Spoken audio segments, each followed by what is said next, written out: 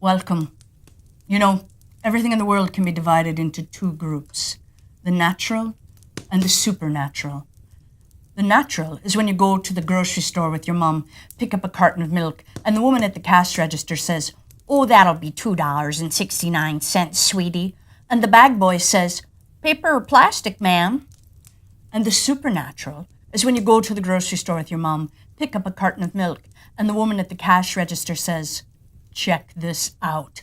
And she peels all the skin off her head until she's just a skull with bulging eyeballs. Then she sticks out her tongue, which turns into a black, oily snake that grabs the bag boy and squeezes him so hard that all his pimples pop, and boiling white pimple juice sprays all over, burning everything it touches, and all the customers scream as their faces melt into steaming, gooey puddles. You see the difference? Well, I'm happy to report that this story is about the supernatural. It's the original story warning people to be careful what you wish for, and it's inspired everyone from The Twilight Zone to Stephen King. The Monkey's Paw by W. W. Jacobs. Part 1. Without, the night was cold and wet, but in the small parlour of Laburnum Villa, the blinds were drawn and the fire burned brightly. Father and son were at chess. The former, who possessed ideas about the game involving radical chances, putting his king into such sharp and unnecessary perils that it even provoked comment from the white-haired old lady knitting placidly by the fire. "Hark at that wind," said Mr. White, who, having seen a fatal mistake after it was too late, was amiably desirous of preventing his son from seeing it. "I'm listening," said the latter, grimly surveying the board as he stretched out his hand. "Check."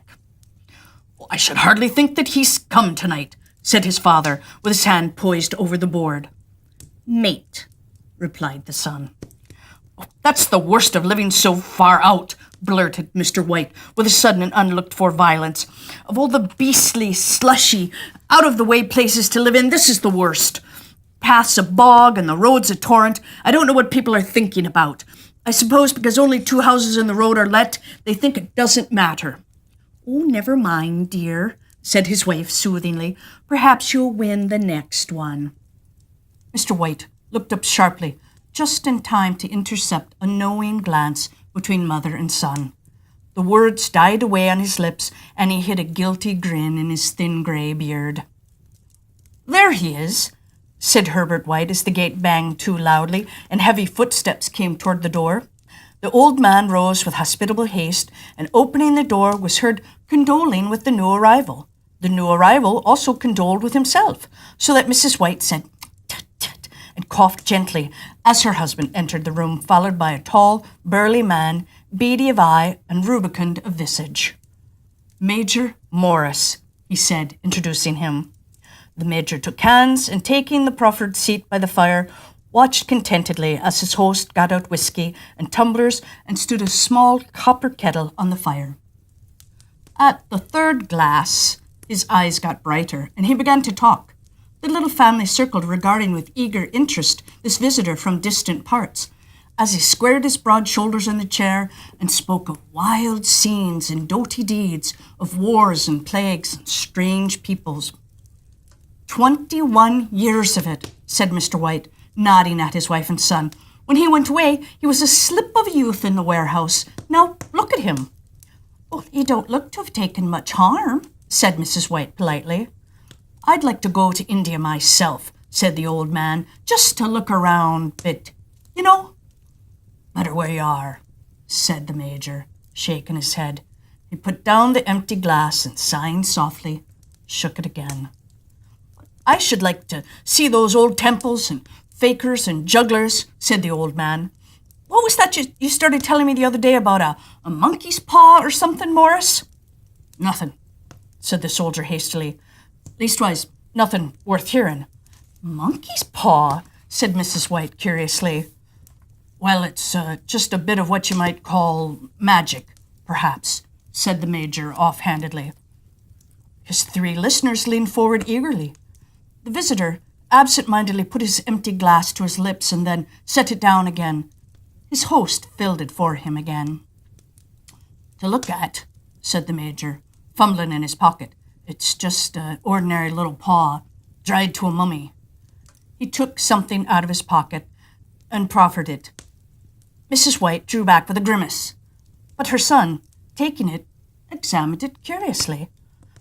"And what is there special about it?" inquired Mr. White, as he took it from his son and, having examined it, placed it upon the table. "It had a spell put on it by an old faker," said the Major. A very holy man. He wanted to show that fate ruled people's lives and that those who interfered with it did so to their sorrow. He put a spell on it so that 3 separate men could each have 3 wishes from it. His manners were so impressive that his hearers were conscious that their light laughter had jarred something. "Well, why don't you have 3, sir?" said Herbert White cleverly.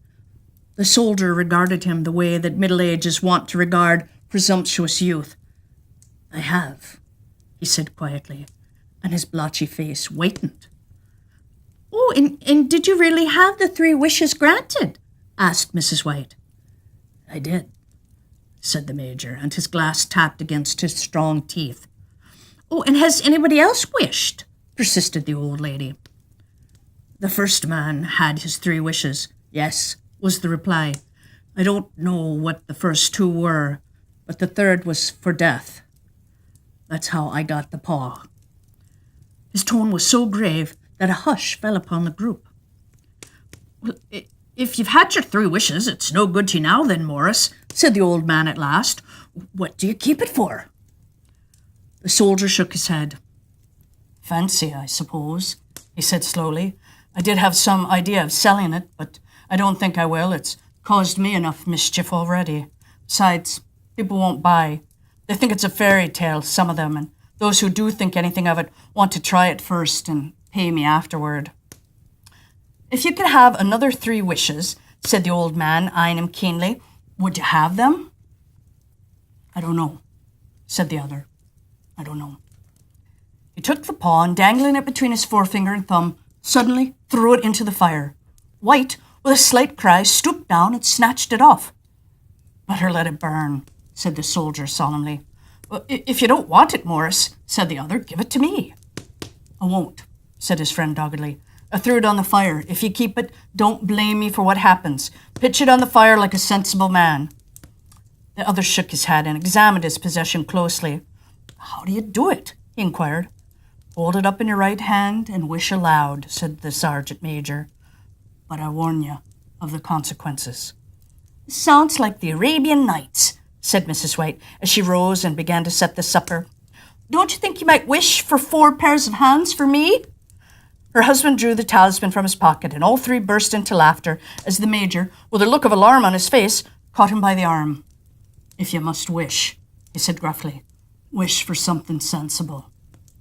Mr. White dropped it back in his pocket and, placing chairs, motioned his friend to the table.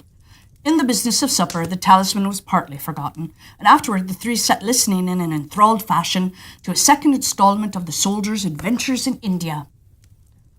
"If the tale about the monkey's paw is not more truthful than those he's been telling us," said Herbert, as the door closed behind their guest, just in time to catch the last train, "well, we shan't make much out of it." "Oh, did you give him anything for it, father?" inquired Mrs. White, regarding her husband closely. "A trifle," said he, colouring slightly. "He didn't want it, but I made him take it, and he pressed me again to throw it away." "Likely," said Herbert, with pretended horror. "Why, we're going to be rich and famous and happy. Wish to be an emperor, father, to begin with, and then you can't be henpecked." He darted around the table, pursued by the maligned Mrs. White, armed with antimacassar. Mr. White took the paw from his pocket and eyed it dubiously. "I don't know what to wish for, and that's a fact," he said slowly. "It seems to me I've got all I want." "If you only owned the house, you'd be quite happy, wouldn't you?" said Herbert, with his hand on his shoulder. "Well, wish for £200, then that'll just do it."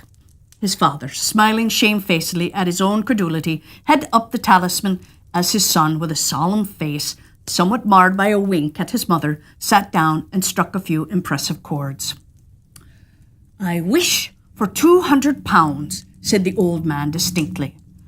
A fine crash from the piano greeted his words, interrupted by a shuddering cry from the old man. His wife and son ran toward him. "It moved!" he cried with a glance of disgust at the object as it lay on the floor.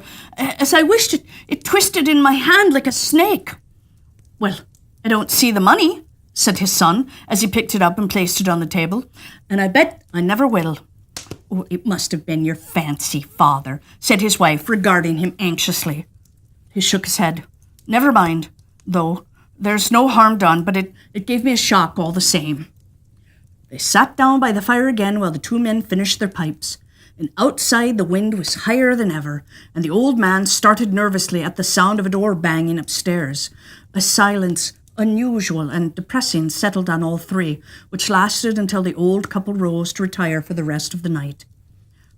"I expect you'll find the cash tied up in a big bag in the middle of your bed," said Herbert as he bade them good night, "and something horrible squatting on top of your wardrobe watching you as you pocket your ill-gotten gains." He sat alone in the darkness, gazing at the dying fire and seeing faces in it. The last was so horrible and so simian that he gazed at it in amazement. It got so vivid that with a little uneasy laugh, he felt on the table for a glass containing a little water to throw over it. His hand grasped the monkey's paw, and with a little shiver, he wiped his hand on his coat and went up to bed. Part 2. In the brightness of the wintry sun next morning as it streamed over the breakfast table, he laughed at his fears. There was an air of prosaic wholesomeness about the room which it had lacked on the previous night, and the dirty, shriveled little paw was pitched on the sideboard with a carelessness which betokened no great belief in its virtues. "I suppose all old soldiers are the same," said Mrs. White. "The idea of our listening to such nonsense. How could wishes be granted in these days? And if they could, how could £200 hurt you, father?" "Well, might drop on his head from the sky," said the frivolous Herbert. "Morris said these things happened so naturally," said his father, "that you might, if you so wished, attribute it to coincidence."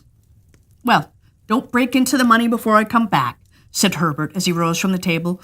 "I'm afraid it'll turn you into a mean, avaricious man, and we shall have to disown you."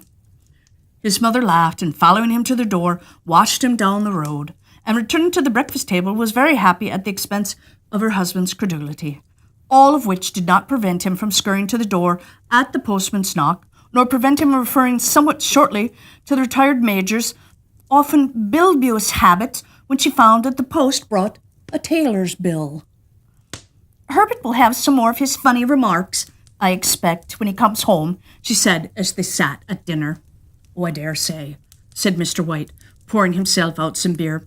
"But for all that, the thing moved in my hand, and I'll swear to it." "You thought it did," said the old lady soothingly. "I say it did," replied the other. "There was no thought about it. It had just... What's the matter?" His wife made no reply. She was watching the mysterious movements of a man outside, who, peering in an undecided fashion at the house, appeared to be trying to make up his mind to enter.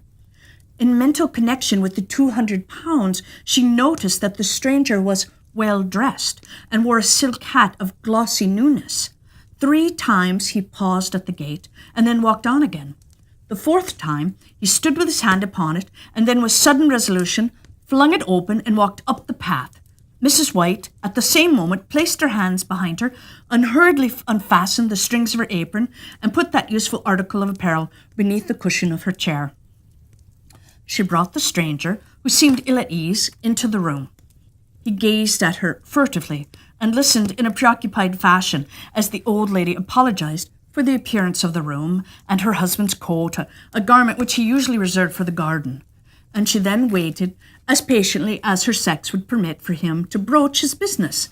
But he was at first strangely silent. "I was asked to call," he said at last, and stooped and picked up a piece of cotton from his trousers. "I come from Ma and Megan's."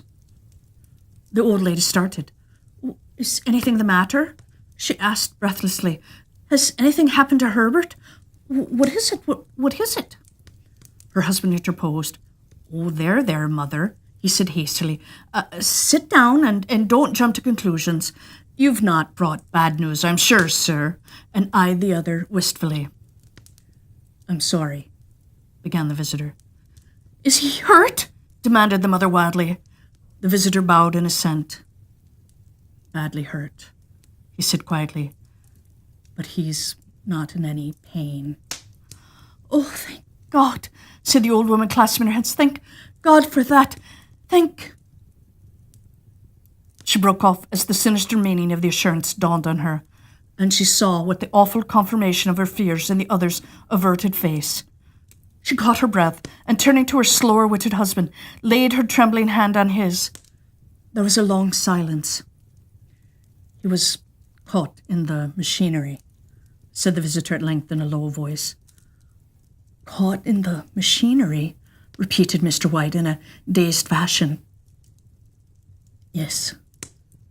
He was staring out the window and, taking his wife's hand between his own, pressed it as he had been wont to do in their old courting days nearly 40 years before. He was the only one left to us, he said, turning gently to the visitor. It's hard. The other coughed and, rising, walked slowly to the window. The firm wishes me to convey their sincere sympathy with you in your great loss, he said without looking round. I beg that you will understand I am only their servant and merely obeying orders. There was no reply. The old woman's face was white, her eyes staring and her breath inaudible. On the husband's face was a look such as his friend the Major might have carried into his first action. I was to say that Ma and Megan's disclaim all responsibility, continued the other. They admit no liability at all, but in consideration of your son's services, they wish to present you with a certain sum as compensation. Mr. White dropped his wife's hand and, rising to his feet, gazed with a look of horror at his visitor. His dry lips shaped the words. How much? £200 was the answer. Unconscious of his wife's shriek, the old man smiled faintly, put out his hands like a sightless man, and dropped, a senseless heap, to the floor. Part 3. In the huge new cemetery, some 2 miles distant, the old people buried their dead and came back to the house steeped in shadows and silence. It was all over so quickly that at first they could hardly realize it, and remained in a state of expectation as though something else might happen, something else which was to lighten their load, too heavy for old hearts to bear. But the days passed, and expectations gave way to resignation, the hopeless resignation of the old, sometimes miscalled apathy. Sometimes they hardly exchanged a word, for now they had nothing to talk about, and their days were long to weariness. It was about a week after that the old man, waking suddenly in the night, stretched out his hand and found himself alone. The room was in darkness, and the sound of subdued weeping came from the window. He raised himself in bed and listened. Come back, he said tenderly. You'll be cold. It is colder for my son, said the old woman, and wept afresh. The sounds of her sobs died away on his ears. The bed was warm and his eyes heavy with sleep. He dozed fitfully and then slept until a sudden wild cry from his wife awoke him with a start. The paw, she cried wildly, the monkey's paw. He started up in alarm. Where is it? What's the matter? She came stumbling across the room toward him. I want it, she said quietly. You've not destroyed it. Well, it's in the parlour on the bracket, he replied, marvelling. Why? She cried and laughed together and, bending over, kissed his cheek. I only just thought of it, she said hysterically. Why didn't I think of it before? Why didn't you think of it? Think of what? He questioned. The other 2 wishes, she replied rapidly. We've only had one. Wasn't that one enough? He demanded fiercely. No, she cried triumphantly. We'll have one more. Go down and get it quickly and wish our boy alive again. The man sat in bed and flung the bedclothes from his quaking limbs. Good God, you're mad, he cried aghast. Get it, she panted. Get it quickly and wish. Oh, my boy, my boy. Her husband struck a match and lit the candle. Get back to bed, he said unsteadily. You don't know what you're saying. We had the first wish granted, said the old woman feverishly. Why not the second? A coincidence, stammered the old man. Go get it and wish, cried his wife, quivering with excitement. The old man turned and regarded her, and his voice shook. He's been dead 10 days, and besides, I would not tell you else, but I could only recognize him by his clothing. If he was too terrible for you to see then, how now? Bring him back, cried the old woman, and dragged him towards the door. Do you think that I fear the child I have nursed? He went down into the darkness and felt his way to the parlour and then to the mantelpiece. The talisman was in its place, and a horrible fear that the unspoken wish might bring his mutilated son before him ere he could escape from the room seized upon him, and he caught his breath as he found that he had lost the direction of the door. His brow cold with sweat, he felt his way around the table and groped along the wall until he found himself in the small passage with the unwholesome thing in his hand. Even his wife's face seemed changed as he entered the room. It was white and expectant, and to his fears seemed to have an unnatural look upon it. He was afraid of her. Wish, she cried in a strong voice. It's foolish and wicked, he faltered. Wish, repeated his wife. He raised his hand. I wish my son alive again. The talisman fell to the floor, and he regarded it fearfully, and then he sank trembling into a chair as the old woman with burning eyes walked to the window and raised the blind. He sat until he was chilled with the cold, glancing occasionally at the figure of the old woman peering through the window. The candle end, which had burned down below the rim of the china candlestick, was throwing pulsating shadows on the ceiling and walls until, with a flicker larger than the rest, it expired. The old man, with an unspeakable sense of relief at the failure of the talisman, crept back to his bed, and a minute afterward the old woman came silently and apathetically beside him. Neither spoke, but sat silently listening to the ticking of the clock. A stair creaked, and a squeaky mouse scurried noisily through the wall. The darkness was oppressive, and after sitting for some time, screwing up his courage, he took the box of matches and, striking one, went downstairs for a candle.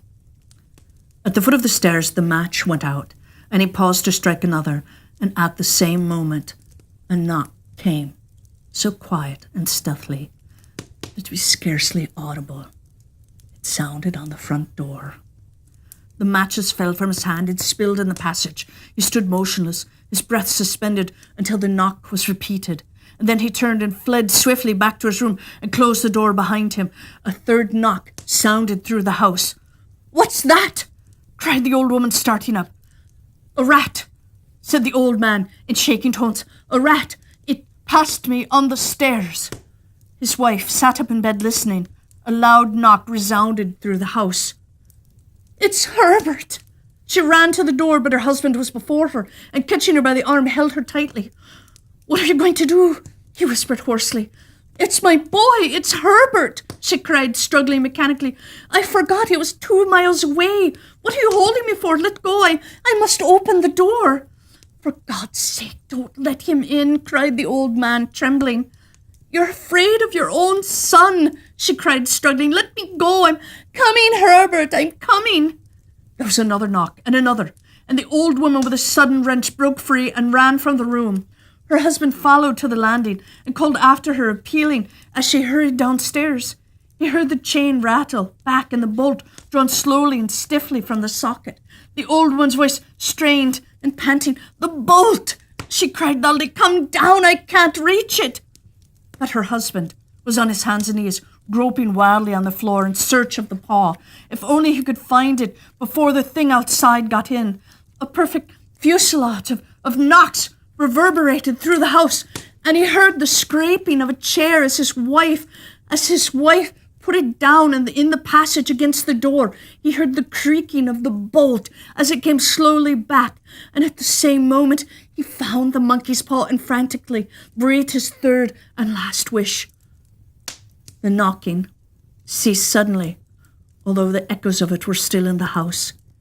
He heard the chair drawn back and the door opened. A cold wind rushed up the staircase, and a long, loud wail of disappointment and misery came from his wife, and it gave him the courage to run down to her side and then to the gate beyond. The street lamp, flickering opposite, shone on a quiet and deserted road. The end.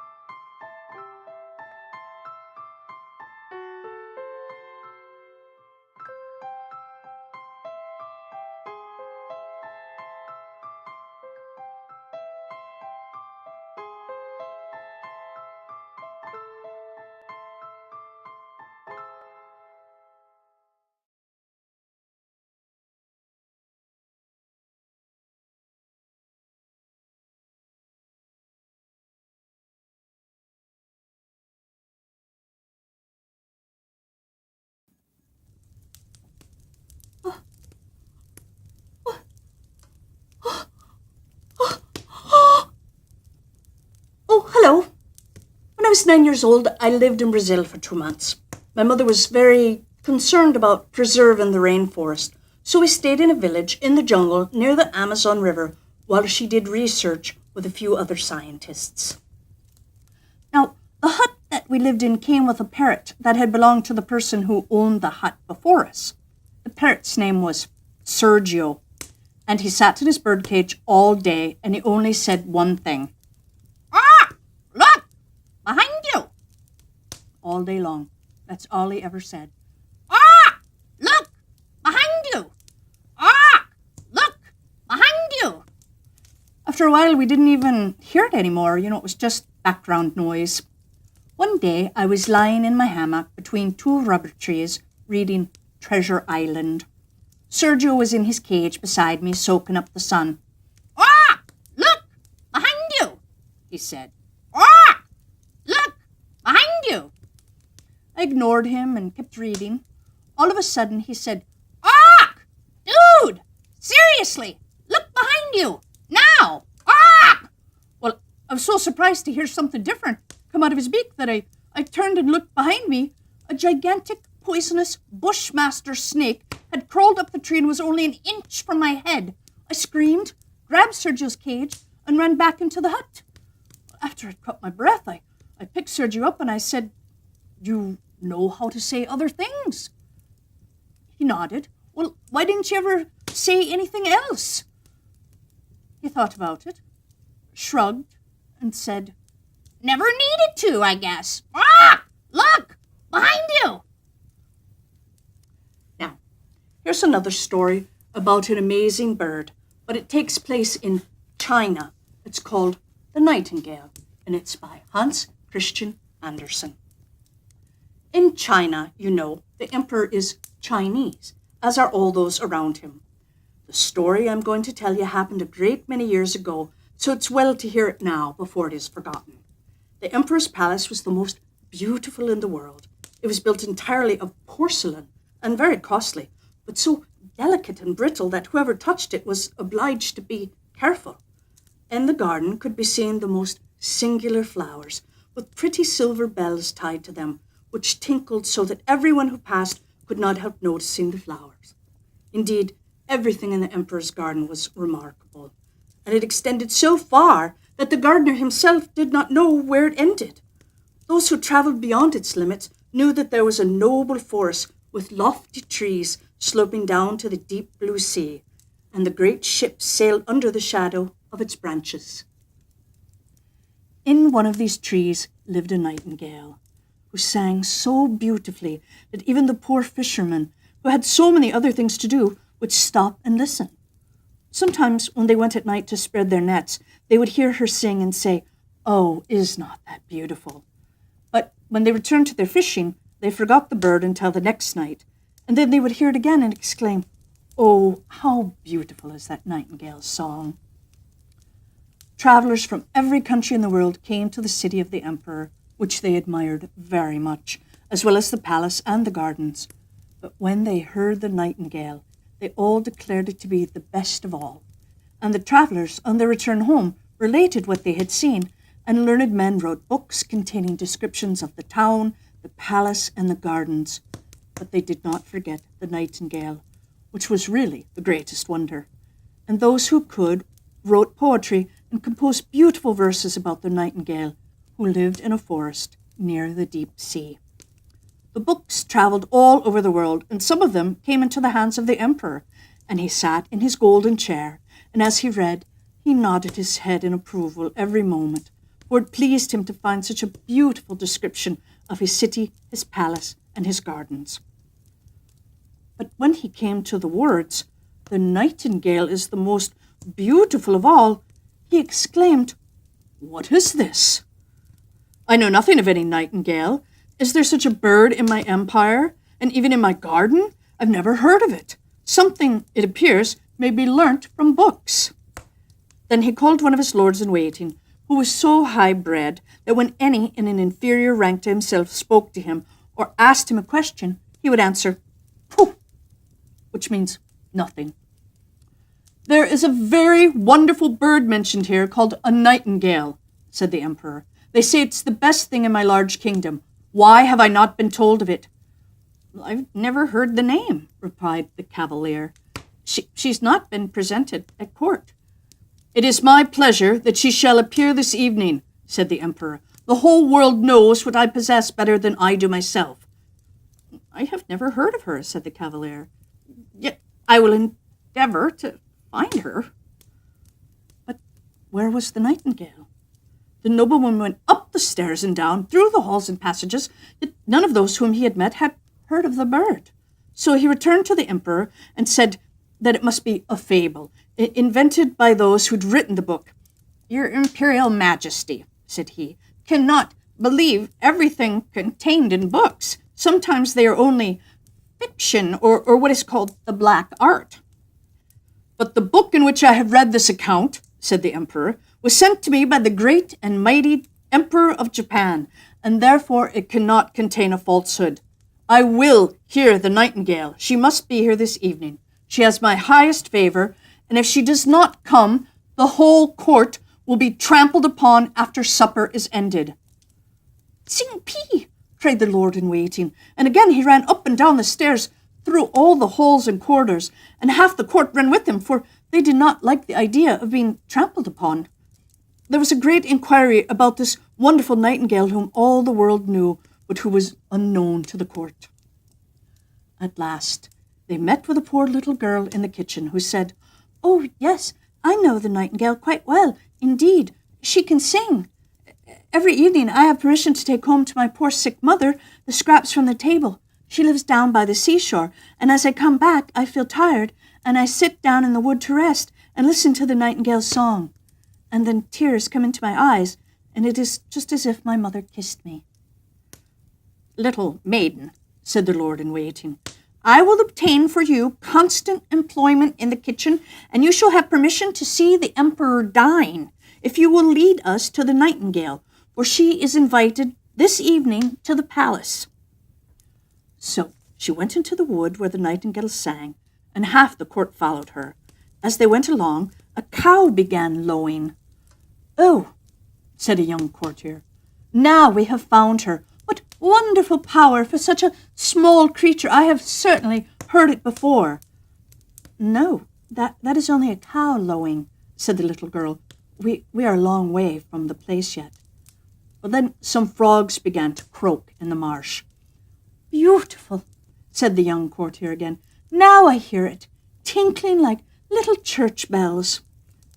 "No, those are frogs," said the little maiden, "but I think we shall soon hear her now." And presently the nightingale began to sing.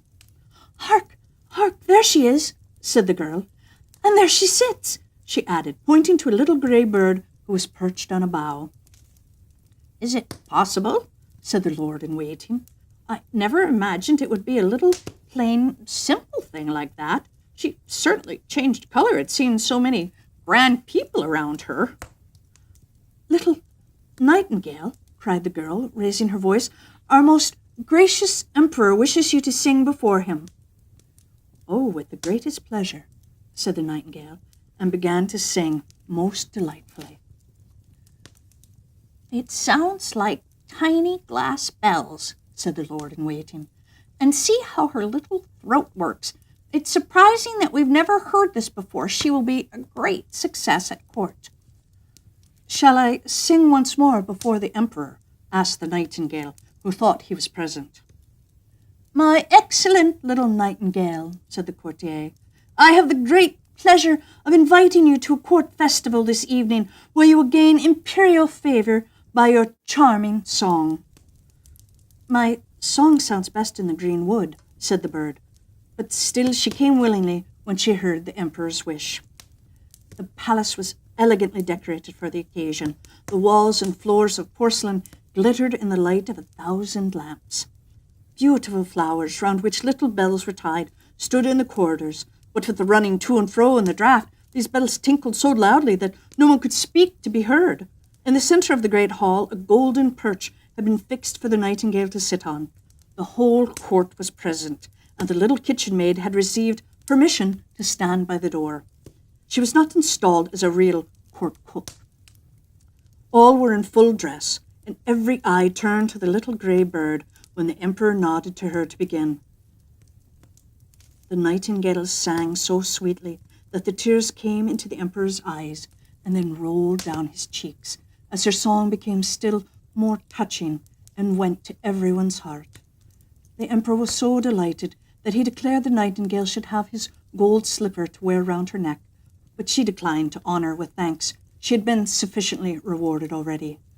"I have seen tears in an emperor's eyes," she said. "That is my richest reward. An emperor's tears have wonderful power and are quite sufficient honour for me." And then she sang again, more enchantingly than ever.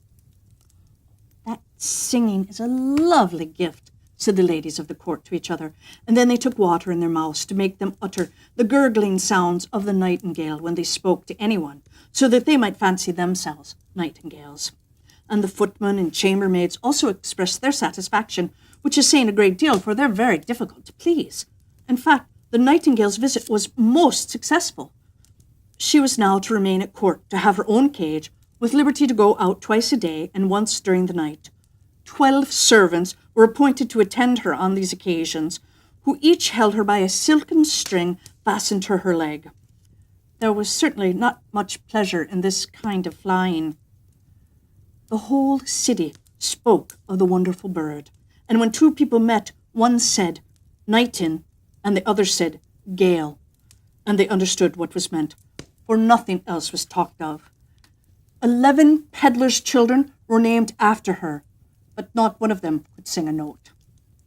One day the emperor received a large packet on which was written, "The Nightingale." "Here is no doubt a new book about our celebrated bird," said the emperor. But instead of a book, it was a work of art contained in a casket, an artificial nightingale made to look like a living one and covered all over with diamonds, rubies, and sapphires. As soon as the artificial bird was wound up, it could sing like the real one, and it could move its tail up and down, which sparkled with silver and gold. Round its neck hung a piece of ribbon on which was written, "The Emperor of China's nightingale is poor compared with that of the Emperor of Japan's." "Oh, this is very beautiful," exclaimed all who saw it, and he who had brought the artificial bird received the title of Imperial Nightingale Bringer-in-Chief. "Now they must sing together," said the court, "and what a duet it will be." But they did not get on well, for the real nightingale sang in its own natural way, but the artificial bird sang only waltzes. "This is not a fault," said the music master. "It is quite perfect to my taste." So then they had it sing alone, and was as successful as the real bird, and besides, it was so much prettier to look at, for it sparkled like bracelets and breastpins. 33 times did it sing the same tunes without being tired. The people would gladly have heard it again, but the emperor said that the living nightingale ought to sing something. But where was she? No one had noticed her when she flew out at the open window back to her own green woods. "What strange conduct," said the emperor when her flight had been discovered, and all the courtiers blamed her and said that she was a very ungrateful creature. "But we have the best bird of all," said one, and then they would have the bird sing again, although it was the 34th time they had listened to the same piece, and even then they had not learnt it, for it was rather difficult. But the music master praised the bird in the highest degree, and even asserted that it was better than the real nightingale, not only in its dress and the beautiful diamonds, but also in its musical power. "For you must perceive, my chief lord and emperor, that with a real nightingale we can never tell what is going to be sung, but with this bird everything is settled. It can be opened and explained so that people may understand how the waltzes are formed and why one note follows upon another." "Well, that is exactly what we think," they all replied, and then the music master received permission to exhibit the bird to the people on the following Sunday, and the emperor commanded that they should be present to hear it sing. When they heard it, they were like people intoxicated. However, it must have been with drinking tea, which is quite a Chinese custom. They all said, "Oh," and held up their forefingers and nodded. But a poor fisherman who had heard the real nightingale said, "Well, it sounds pretty enough, and the melodies are all alike, yet there seems to be something wanting. I cannot exactly tell what." And after this, the real nightingale was banished from the empire, and the artificial bird placed on a silk cushion close to the emperor's bed. The presents of gold and precious stones which had been received with it were round the bird, and it was now advanced to the title of Little Imperial Toilet Singer, and to the rank of number 1 on the left hand, for the emperor considered the left side, on which the heart lies, as the most noble, and the heart of an emperor is in the same place as that of other people. The music master wrote a work in 25 volumes about the artificial bird, which was very learned and very long and full of the most difficult Chinese words. Yet all the people said that they had read it and understood it, for fear of being thought stupid and having their bodies trampled upon. So a year passed, and the emperor, the court, and all the other Chinese knew every little turn in the artificial bird's song, and for that same reason it pleased them better. They could sing with the bird, which they often did. The street boys sang zee, zee, zee, cluck, cluck, cluck, and the emperor himself could sing it also. It was really most amusing. One evening, when the artificial bird was singing its best, and the emperor lay in bed listening to it, something inside the bird sounded whiz, then a spring crack, whirr, went all the wheels running round and round, and then the music stopped. The emperor immediately sprang out of bed and called for his physician, but what could he do? Then they sent for a watchmaker, and after a great deal of talking and examination, the bird was put into something like order, but he said that it must be used very carefully, as the barrels were worn, and it would be impossible to put in new ones without injuring the music.